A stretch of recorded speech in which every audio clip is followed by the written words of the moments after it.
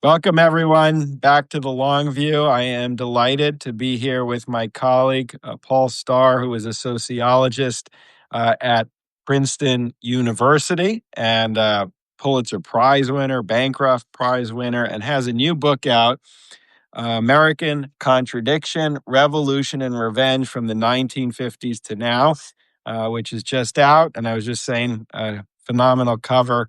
But the content is even more impressive. So, Paul, welcome to the Long View. Well, thank you, Julian. I'm delighted to be here with you. So maybe we can just start with the topic, the cover, the title. What is the contradiction that you are looking at the heart of this book? So I think that title ends up working two ways. There's the really straightforward way from the subtitle, Revolution and Revenge. We became a country that could elect a black man president. There's the America of Obama, the America that reached the point where it could make Obama president. And then there's the America of revenge. There's the America that reached the point where it could elect Donald Trump. And in a sense, that sums up the contradiction as it is playing out right now. But there is a bigger argument about the American contradiction in the book. And the argument is, can I use a fancy phrase? It's kind of like a theory of America. And the idea is that the United States was born in the contradiction between freedom and slavery. And that contradiction has had its descendants all the way through our history. We continually fight about what is the same underlying issue that has to do with freedom and social subordination. It's not just now about racial subordination. It's not just about white supremacy. The connection between that origin and today's conflicts lies in the way that, at least what I argue in the book, the Black struggle set a model for other groups, not just other racial minorities, but it really set a model for women. It set a model for LGBTQ people. And that's, I mean that in a very concrete way. Certain kinds of legal claims that originally were made against racial discrimination became the basis of claims against sex discrimination.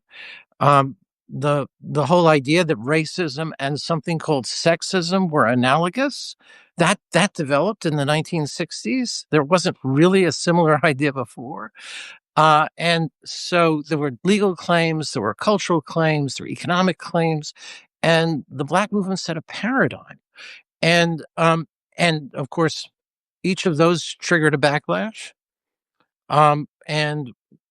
It's been a long history. The backlash didn't appear yesterday. It didn't appear just with Trump. It was there right from the beginning. But in a way, Trumpism is the summing of all those backlashes. It's got all the elements in it about race and gender and so forth. And that is kind of the contradiction in which we are now embroiled. And on that last point, I guess the question is, why does the contradiction endure? Meaning, it's there at the start, and you show it's almost structural. It's there in the 1950s and 60s, but you also show this coalition really pushes well beyond those old ideas, and yet we're here. So how do you kind of see that endurance? What explains for its ability to withstand the pulses that were let out through the civil rights movement? Well, this, what I've lived through in my lifetime. So I was born 1949. In many ways, I think it's been the most ambitious egalitarian movement in American history. It's really upended almost every traditional hierarchy, not just white over black, but men over women and, straight over queer. I mean, you go on with the whole list of challenges that have been unleashed. So it's not really surprising that there's been a counter movement, really a counter revolution now. It's taken a variety of forms over the years. One question that I try to address in the book is, well, why has it taken this form now? Hmm. Why have we gotten to the point where revenge is in the air? Revenge. I mean, we have a president openly pursuing revenge. That's amazing. That's astonishing, disturbing. Um, it's civil government. One of the very fundamental purposes of civil government is to stop cycles of revenge. And yet here we have vengeance unleashed and modeled at the top. And so, what happened in recent decades? So I argue in the book, the first half of the book is called American Revolutions of the 20th Century. And that's about the Black movement and the women's movement and the LGBTQ movement and so forth. And then that ends with a chapter called Half a Counter Revolution about the Republican presidencies from Nixon to Reagan and the changes they brought about in the courts and so forth. But it was only half a counter revolution. They didn't really fully stop the momentum of the changes in racial and gender relations. They increased economic inequality. That was crucial. But it kept going. And the second half of the book is called Sleepwalking into Revenge. And the idea is there that many people just didn't understand the forces that they were unleashing with immigration, with free trade, um, uh, and with Obama's election, which I think the evidence clearly shows intensified racial conservatism and anxieties. And so we had a lot of hope invested in change, and there was a lot of change. I don't want to minimize that. I think these movements had a great deal of success, but of course they triggered this powerful counter mobilization, summed up in Trumpism, which is I call, there's a chapter on Trumpism called Trumpism as total revenge. It's total. It's like across the whole front.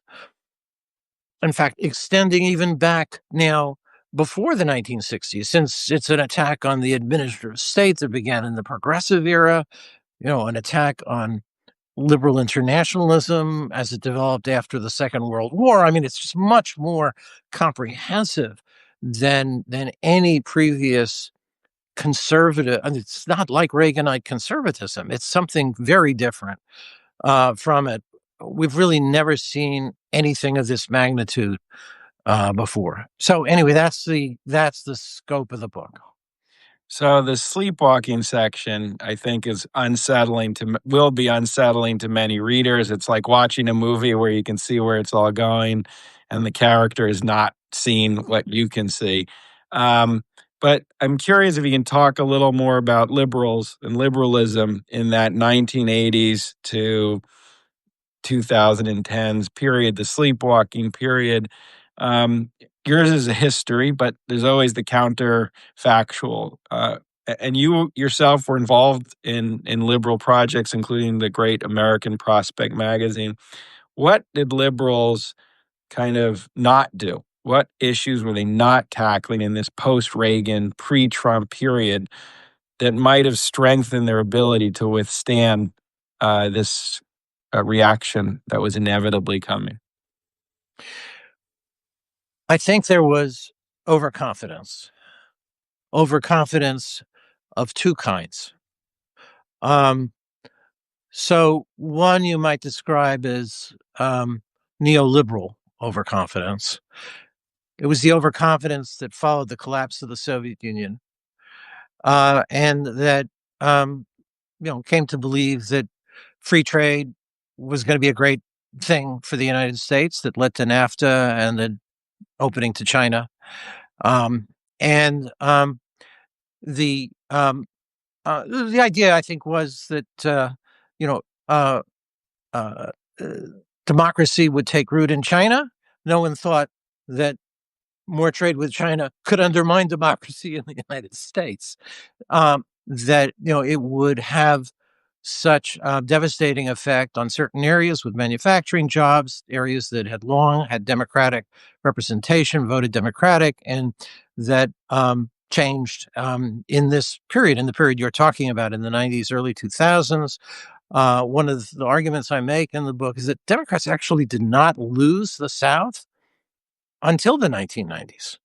The southern states were mostly two-party competitive. I mean, that's how Bill Clinton and Jimmy Carter got elected. But it was in the 90s, right in the period after NAFTA, that Democrats really lost the South. And I do think there is some connection because they had been holding on in the South with an alliance between blacks and white working class voters. And they lost that white working class support in that period. And then the opening to China had a particularly devastating effect on manufacturing in the Midwest, and a very similar thing happened there too. And the opening to China was much more consequential in terms of the lost manufacturing jobs than NAFTA had been. So there was overconfidence about the benign effects of trade. In general, I think economists had just too much influence on policy, in Democratic administrations. And then there was another kind of overconfidence, and that was the whole narrative that demography is destiny, and that there was going to be a majority of people of color, and that would lead to a new progressive and democratic era. Um, and it was based on a mistaken reading of the trends and of their political implications. The assumption that these immigrant voters and their descendants were all going to vote Democratic, and that has obviously proved wrong. And it was just a mistaken understanding about the very category of people of color. I did this survey a few years ago in which we asked a nationally representative sample, do you think you are a person of color? And the majority of Hispanics do not think they are people of color. They don't identify with this term that they see as more applying to black people. And so this was just a wrong view of what was happening. And I think now many people realize they went too far down this road in assuming that the future was destined to be a more progressive one. So I think those kinds of overconfidence really did lead to very bad choices about policy and about framing of political issues. And how the one thing you don't mention there, it's in the book, is the culture wars. How does that fit into the way that politics unfolded? So the flip side of democratic and liberal overconfidence was conservative catastrophism. The belief that these changes were going to take the country away from them. And part of that, I think, was a belief that the cultural changes liberals encouraged were leading down that same road. More young people were self-identifying as LGBTQ. There was, a shift in cultural standards and a decline in religious adherence. If you look at the data about people self-identifying, as religious or even as Christian, you see, a very significant decline. The rise of the nuns, NONES, in this whole period between the 90s and the 2020s. This huge increase, sort of about 30% of the population. So I think that conservative whites began to feel increasingly desperate, and that desperate times required desperate measures. And that led them to accept somebody like Donald Trump. So Mhm. those are the two sides of basically how the country was changing, and there were these perceptions that that would drastically change the nation. So I have this argument in the book about a distinction between the American people and the US as a nation. And many people would say, well, the people and the nation, that's the same thing. And what I argue is that, well, there have been these changes in the American people, changes that had to do with identity and rights and an influx of immigrants, and particularly changes among women in how they saw themselves. And and but the nation, in the sense of its institutions and even its symbols, really didn't change. Um, we have a very inflexible political system.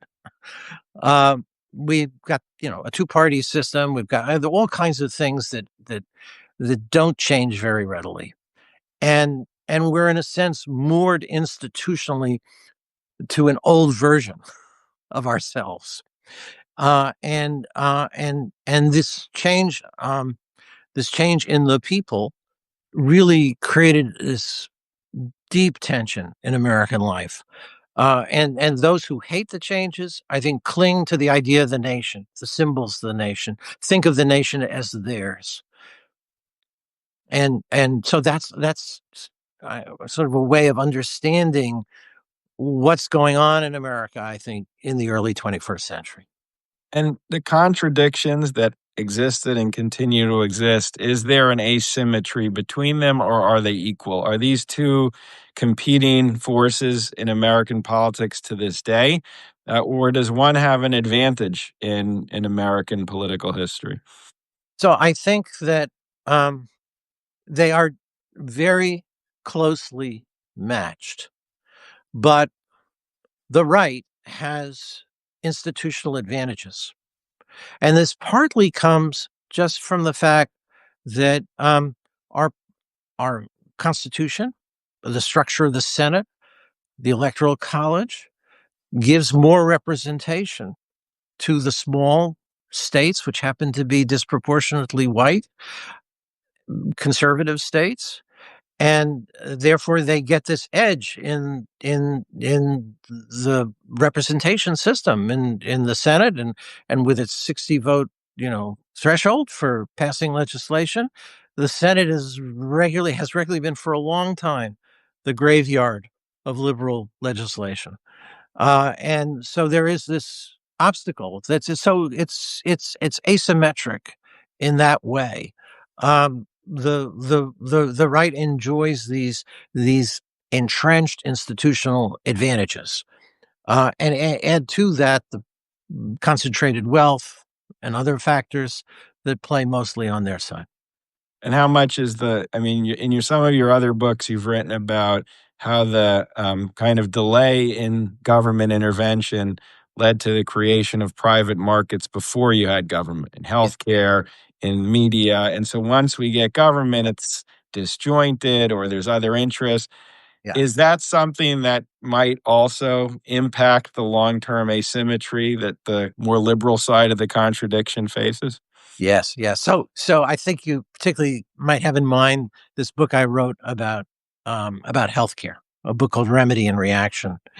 And there I talk about the American health policy trap, that the United States enacted a lot of incremental, partial measures, and many of the people who benefited from those measures, employment-based insurance or even Medicare, are very anxious to hold on to their advantages. And the constituency, therefore, for a universal system, a system that had effective cost controls, that constituency just hasn't been strong enough to overcome the fact that there's this protected public, along with the special interests that are profiting from the system as it is. And so we get these obstacles to change, instead of the incremental changes step by step, getting us to the objective that the reformers had when they passed Medicare and Medicaid and so forth. They really saw them as leading us to a universal system.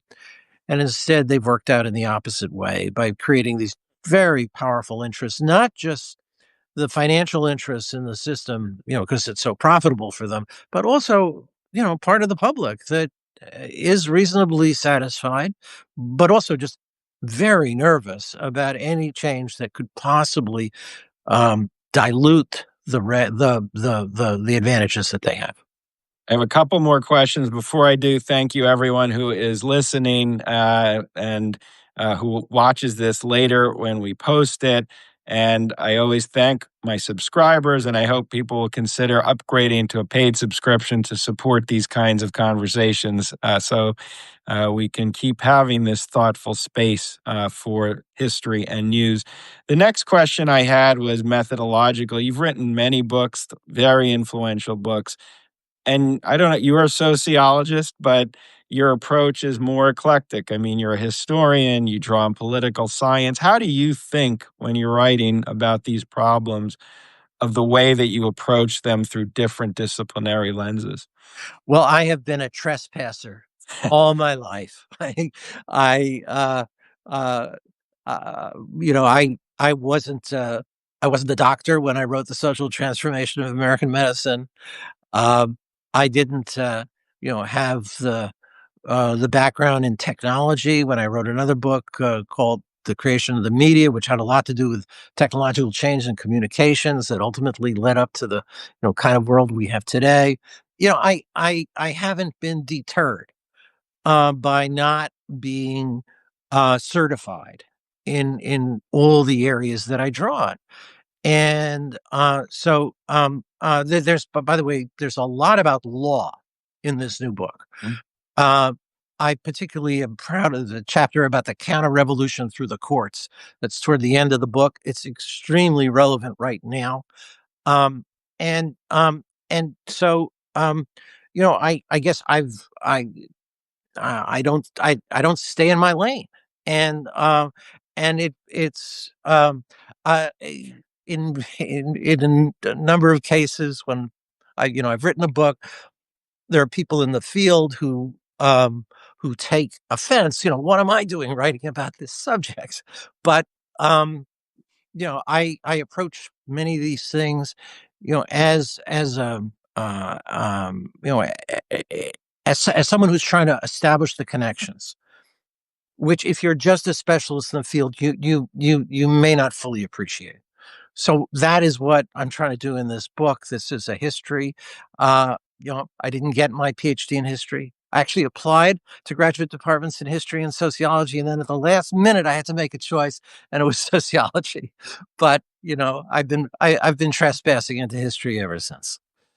And the final question, look, we live at a fraught moment. I think the reactionary side of the contradiction you trace is not only in power, but it's institutionalizing itself in very aggressive ways. So people who read the book will inevitably wonder, so what does this tell us for those who are concerned and those who want a path forward to that other side of American political culture? There's many parts of your book, but what's one you would highlight that you take from the history you've written? Well, I really emphasize in the book that this has been a very close battle for years. So I don't give in to despair. And I believe, the wind could change. Right now, things look very grim indeed. But one of the things that a historical perspective gives us is the knowledge that this is the way it looked at some dark moments in the past, and we did overcome them. So we have to just keep fighting for that other part of our tradition, for the better angels of our nature, and believe that with courage and determination, things can change.